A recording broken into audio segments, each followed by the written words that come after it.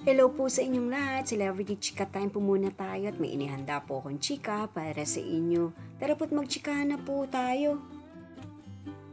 May Mendoza at Alden Richards, ito palang kanilang latest updates na ating makikita sa kanilang social media account.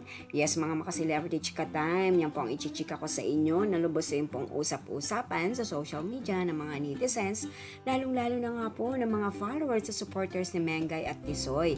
And of course, bago po tayo dumako riyan, nais ko po munang batiin mga timbahay, team abroad at mga seniors natin dyan. Shout out po sa inyong lahat at happy Wednesday po. Sa Instagram, my day nga po ng ating phenomenal star na si May Mendoza ay nasa Batangas Beach po ito at kitang-kita naman nga po kung paano po i-flex ni May ng kanyang flawless skin at ang kanyang tattoo na pinaka-paborito po niyang ipinakapakita sa tuwing naka-sleeveless po ito.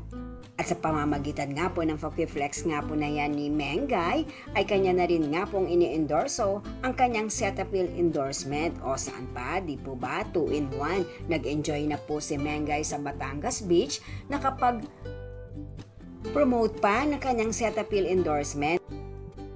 At ang Asia's multimedia star naman nga po na si Alden Richards ay kanya naman nga pong ibinida sa kanyang Instagram My Day ang kanyang Conchas Garden Cafe. Na isa nga pong loyal customer ng Conchas Garden Cafe ni Alden ang nagbahagi po na kung saan ay na-inlove po ito sa restaurant ni Alden na Conchas Garden Cafe.